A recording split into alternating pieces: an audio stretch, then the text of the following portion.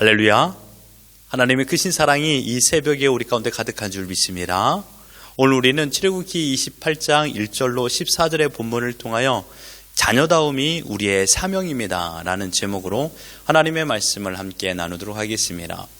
오늘 본문은 성막을 관리할 제사장이 입을 의복 제작에 관한 내용입니다. 1절을 보시면 너는 이스라엘 자손 중 내 형 아론과 그의 아들들 곧 아론과 아론의 아들들 나답과 아비후와 엘르아살과 이다말을 그와 함께 내게로 나오게 하여 나를 섬기는 제사장 직분을 감당하게 하라고 하셨습니다. 또한 2절에 내 형 아론을 위하여 거룩한 옷을 지어 영화롭고 아름답게 할지니라고 말씀했습니다. 여러분, 제사장이 어떤 사람입니까? 제사장은 하나님께 특별한 부름을 받은 자들입니다. 이스라엘 백성이 성막에 하나님께 제사를 드릴 때 전체 직무를 감당하는 사명을 받았습니다. 그 사명의 목적은 하나님을 섬기는 것이었습니다. 제사장은 하나님과 백성 사이의 중재 역할을 감당하여 백성들 위하여 존재할 수도 있지만 근본적인 목적은 하나님을 위하여 일을 하는 사람입니다. 그런데 한 가지 생각해 볼 것은 제사장이 되는 기준은 무엇인가 이것입니다. 아론은 우리가 잘 알고 있습니다. 이스라엘이 출애굽하기 위하여 모세와 함께 애굽 왕 바로를 찾아가서 하나님의 뜻을 전달하고 이적을 행한 인물입니다. 그래서 이스라엘의 영적 지도자로서의 임무를 감당하는 자라고 생각할 수는 있습니다. 하지만 아론의 아들들, 그러니까 나답과 아비후와 엘르아살과 이다말은 왜 제사장의 사명을 부여받은 것일까요? 단순히 아론의 아들이라는 조건이 모든 질문의 답이 될까요? 제사장이 직분을 부여받은 이유는 단 한 가지입니다. 하나님께서 하나님의 뜻대로 부르셨기 때문입니다. 오직 하나님의 이유, 하나님께서 원인이요, 하나님의 결과입니다. 부름을 받은 제사장들이 왜 나를 불렀습니까? 저는 감당하지 못합니다. 이게 아니었습니다. 오직 하나님께서 하나님의 뜻대로 부르셨기 때문에 그들은 제사장이 된 것입니다. 허무한 이유라고 생각할 수 있겠지만 이것보다 명분과 실제적인 대답은 없습니다. 하나님께서 하나님의 뜻대로 제사장의 사명을 부여했다는 것입니다. 사실 성경에 나오는 인물들, 하나님의 부름을 받아 귀한 사명을 감당했던 자들을 보시면 그들이 사명에 적합한 행동을 해서가 아닙니다. 또는 직분을 맡고 싶다고 해서 되는 것이 아니죠. 오직 하나님의 주권 가운데 사명자로 부름을 받은 것이죠. 그것은 은혜로 부름을 받은 것입니다. 오늘 본문에 아론을 비롯한 그의 아들들을 제사장으로 세우라는 명령하실 때 어떠한 조건을 하나님께서는 말씀하신 적이 없습니다. 본문 어디에서도 나답과 아비후와 엘르아살과 이다말이 제사장사에게 적합하다라는 말씀을 하신 적이 없습니다. 전적으로 하나님께서 하나님의 뜻대로 그들을 제사장의 가문으로 부르신 것이죠. 하나님께서는 인간의 조건이나 능력을 보고 직분자로 세우지 않았습니다. 만약에 하나님께서 인간의 조건을 보시거나 능력의 우수함을 보고 직분자로 세우신다라면 그 조건은 무엇이며 첫 번째로 또한 사명자로 부름을 받은 사람은 얼마나 교만한 마음을 가지겠습니까? 내가 저 사람보다, 내가 이 사람보다 우수하기 때문에 부름을 받았어. 그러니 얼마나 우쭐거리는 마음을 가지고 있겠습니까? 하나님께서 사명자로 부르신 것은 조건을 따진 것이 아니라 전적인 하나님의 주권적인 은혜로 부르셨습니다. 마찬가지입니다. 하나님의 백성된 우리도 마찬가지죠. 우리가 하나님 앞에 어떤 온전한 행위나 공로가 있어서 하나님께서 우리를 부르신 것이 아니라 창세전에 하나님의 백성으로 선택하여 주셨기 때문에 우리를 부르신 줄 믿습니다. 사도 바울은 그래서 자신이 사명자가 된 것을 고린도전서 15장 10절에 보면 그러나 내가 나된 것은 하나님의 은혜로 된 것이라고 고백했습니다. 바울의 지난날의 삶은 그리스도를 박해하고 핍박하던 흑역사였습니다. 그러함에도 불구하고 하나님의 전적 주권 가운데 그를 하나님의 백성으로 부르셨고 또한 이방인의 사도로 부르셨습니다. 그래서 내가 지금 이 자리에 서 있는 것이, 그리고 복음을 알게 된 것이, 또한 그 위대하신 구원의 이름 예수 그리스도를 전하는 사명을 받은 모든 것이 하나님의 은혜라고 하였습니다. 그러므로 부르심에 대하여 우리는 어떠한 말을 할 필요가 없습니다. 우리가 하나님의 자녀가 된 것, 곧 생명의 부르심을 받은 것에 대하여서도 마찬가지입니다. 세상에서는요, 자신이 사업이나 자녀가 잘 될 때 이런 말 하죠. 아유, 내가 조상의 덕을 보네. 아이고, 내가 이렇게 잘해서 이렇게 된 거야. 내가 착하게 살았더니 이렇게 복을 받았네. 라고 말합니다. 그러나 기독교에서는 그렇게 말하지 않습니다. 잘 되는 것, 못 되는 것, 사업이 잘 되는 것, 또한 망하는 것, 심지어 오늘 내가 살아있는 것, 이 모두가 하나님의 은혜의 통치 아래 있다라고 말합니다. 모든 것이 하나님의 전적 주권 아래 우리가 거하고 있다고 말하고 있는 것이죠. 우리 또한 하나님께서 전적인 은혜로 불러주셨고, 오늘을 우리가 믿음으로 살아갈 수 있도록 힘과 또한 지혜를 허락하여 주십니다. 우리가 해야 될 것은 부름을 받았다고 권한 행사가 아니라 부르심의 온전한 사명을 감당하는 것입니다. 그러므로 하나님의 자녀에 합당한 삶을 살아가는 것이 우리의 사명인 줄 믿습니다.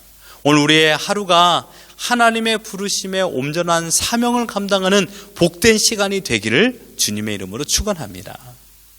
또한 하나님께서는 부르신 제사장들에게 맞는 예복을 제작하라고 명하셨습니다. 2절에 내 형 아론을 위하여 거룩한 옷을 지어 영화롭고 아름답게 할지니라고 말했습니다.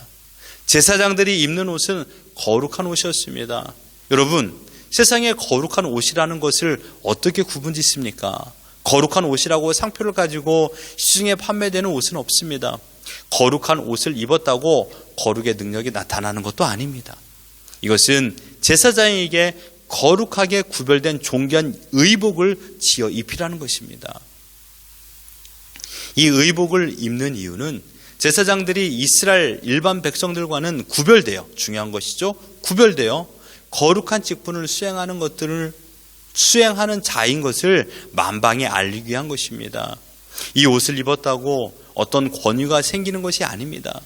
이 옷을 입었다고 없는 능력이 생기는 것이 아닙니다. 이 옷을 입었다고 없는 사랑이 생기고 없는 오래 참음이 생기며 없는 자비와 긍휼이 생기는 것이 아닙니다. 사람들에게 명령하고 군림하거나 높은 자리에 앉기 위함이 아니죠. 자신이 더욱 거룩한 삶을 살아야 하는 사명자라는 것을 자신이 알고 하나님의 이름을 망령되이 일컬지 않도록 깨어 근신하며 사명을 감당하기 위한 것입니다. 또한 제사장들은 하나님 앞에 나아갈 때 꼭 이 거룩한 옷을 입고 나아가야 했습니다. 제사장들 또한 인간이며 죄인입니다. 죄인된 인간이 거룩하신 하나님 앞에 나아갈 수는 없죠. 그러함에도 불구하고 제사장들은 하나님의 특별하신 은혜로 말미암아 하나님 앞에 나아갈 수 있었습니다. 그때 반드시 제사장 의복을 입어야만 했습니다. 그 의복을 입지 않고서는 도저히 하나님 앞에 설 수가 없습니다. 제사장 의복은 제사장을 거룩하게 하는 표와 같은 것이었습니다. 그러므로 여기 제사장의 의복은 아주 특별한 의미가 있다는 것입니다. 구약의 제사장들이 하나님 앞에 나아갈 때 거룩한 옷을 입어 그들의 죄를 가리워야 했듯이 오늘날 하나님 앞에 나아가는 성도들도 우리 죄를 가리울 거룩한 옷을 입고 있어야 됩니다. 그것은 다름 아닌 나 같은 죄인 살리신 예수 그리스도, 그 예수 그리스도 보혈의 옷을 입고 있어야 됩니다. 우리는 예수 그리스도로 말미암아 보혈로 통하여 의의 옷을 입고 있습니다. 갈라디아 3장 26절과 27절을 보면 너희가 다 믿음으로 말미암아 그리스도 예수 안에서 하나님의 아들이 되었으니 누구든지 그리스도와 합하기 위하여 세례를 받은 자는 그리스도로 옷 입었느니라. 우리는 그리스도로 말미암아 의의 옷을 입고 있습니다. 이것이 은혜입니다. 지난날 우리는 세상의 타락한 중심에 거하면서 온갖 죄악으로 누더기 같은 더러운 옷을 입고 있었습니다. 그러나 예수 그리스도 나의 주님으로 모심으로 우리의 더러운 옷은 주님의 의로우신 옷으로 갈아입혀졌습니다. 지금 우리의 눈으로 보이지 않지만 우리는 예수 그리스도의 의의 옷을 입고 있고 하나님께서는 우리가 예수 그리스도의 의의 옷을 입고 있는 것으로 보이고 있습니다. 그러므로 신앙생활은 옷을 갈아입는 것입니다. 마치 탕자가 돼지 무리와 함께 살면서 더러운 오물이 묻은 옷을 입고 있었지만 아버지의 집으로 돌아옴으로 말미암아 아버지가 제일 좋은 옷을 내어다가 바꿔 입히지 않았습니까? 모든 더러운 옷을 벗기고 새 옷을 갈아입혔습니다. 신자는 더러운 옷을 벗어버리고 새 옷, 그러니까 예수 그리스도로 옷 입은 존재입니다.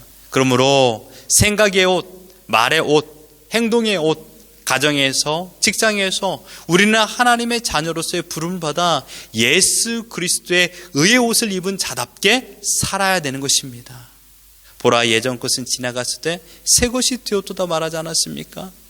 믿음 생활은 우리의 의복을 깨끗한 상태로 유지하는 것입니다. 이것이 거룩이죠. 하나님께서 입혀주신 예수 그리스도의 의의 옷을 더럽히지 않는 것이죠. 그래서 하나님께서는 신자들에게 회개의 은총을 허락하여 주셨습니다. 자녀다움이라는 말은 하나님의 자녀답게 하나님의 뜻을 따르며 살아가는 자들입니다. 그래서 특별히 그리스도인이라는 의복을 입혀주셨습니다. 매일마다 그리스도가 없으면 살 수 없음을 믿고 오직 그리스도만 의지하며 예수 그리스도의 의와 그의 나라를 구하며 사는 것입니다. 하나님의 영광을 위하여 하나님을 사랑하고 그 사랑으로 이웃을 사랑하는 것이죠. 매일 하나님의 뜻이 삶의 기준이 되어서 그 기준을 따라 살아가는 것이 자녀다움입니다. 세상 사람들에게 선한 영향력을 위한 목적이 아닙니다. 오직 하나님의 영광을 위하여 살아가면 자연스럽게 내 가족이나 내 이웃에게 선한 영향력은 흘러가기 마련입니다. 넘치게 되어 있죠. 또한 우리가 하나님의 기준을 벗어나는 죄악을 범할 때 돌아갈 수 있는 회개의 은총을 부여하여 주셨습니다. 하나님 앞에 죄악된 나의 더러운 생각과 말과 행동을 고백하며 회개하고 돌아오는 것입니다. 의복은 어떠한 물체의 개념이 아니라 하나님의 자녀다움 자체입니다. 내면에서부터 주님의 향기가 흘러나와 외면, 즉 삶의 태도로 풍겨져 나와야 되는 것이죠. 신자와 불신자를 구별하는 방법은 단 한 가지입니다. 하나님이 삶의 기준점이 되는 것입니다. 불신자들도 가정을 사랑합니다. 사회나 국가를 사랑합니다. 신자들보다 더 많은 봉사와 구제 활동도 펼칩니다. 하지만 기준점이 자신의 만족입니다. 인본주의적인 것이죠. 자신의 방식으로 살아가는 자는 불신자입니다. 신자는 하나님의 뜻을 따라 하나님이 삶의 기준점이 되어서 하나님의 자녀다움으로 살아가는 것입니다. 하나님 백성의 정체성을 가지고 예수 그리스도의 의로우신 의복을 입고 하나님의 영광을 위하여 살아가는 자들입니다. 우리는 하나님의 자녀로 부름을 받은 왕같은 제사장입니다. 지금 우리는 하나님의 자녀다움을 회복해야 됩니다. 여러분의 어제의 삶이 하나님의 자녀다움이었습니까? 우리 자녀들을 대할 적에, 또한 남편과 아내를 대할 적에, 이웃을 대할 적에 하나님의 자녀다움이 나타났습니까? 예수 그리스도의 핏값으로 우리를 사셔서 우리를 자녀로 입양하셨습니다. 우리는 하나님의 자녀입니다. 더러운 옷을 모두 벗고 새 옷을 입혀주셨습니다. 우리는 하나님의 자녀입니다. 더 이상 예전에 입었던 더러운 옷을 다시 입지 말아야 됩니다. 예전에 내가 돈이 이렇게 많아서 내가 이렇게 잘 돼서 이렇게 살았는데 지금은 너무나도 힘들게 살고 있어. 다시 예전처럼 돌아가고 싶어. 그런 생각 가지지 말아야 됩니다. 우리는 하나님의 자녀입니다. 앞으로 영원한 천국에서 아버지 하나님과 영원히 살아갈 자들입니다. 우리는 하나님의 자녀입니다. 자녀다움을 지키십시오. 자녀로서의 자존심을 지키십시오. 세상에 썩어지고 없어질 것에 대하여 더 이상 마음을 빼앗기지 마십시오. 우리가 그리스도인이라는 것을 모르는 사람은 없습니다. 에봇이 달린 거룩한 옷을 입고 길거리를 다니면 모두가 제사장인 것을 알아봅니다. 그러한 옷을 입고 어찌 하지 말아야 될 행동을 할 수 있겠습니까? 그러한 옷을 입고 어찌 가지 말아야 될 곳을 갈 수 있겠습니까? 우리는 하나님의 자녀입니다. 자녀다움을 지키는 것이 우리의 사명입니다. 이것이 하나님을 영화롭게 하며 또한 반대로 하나님의 이름을 망령되이 일컫게 되기도 합니다. 하나님의 자녀다움을 우리 삶에서 지키는 것이 하나님께 영광 올려드리는 것인 줄 믿습니다. 오늘 하루 여러분의 말과 여러분의 행동에서 하나님의 자녀다움이 나타나기를 소망합니다. 그래서 하나님께 영광 올려드리는 복된 하루를 살아가는 우리 모두가 되기를 예수 그리스도 이름으로 축원합니다.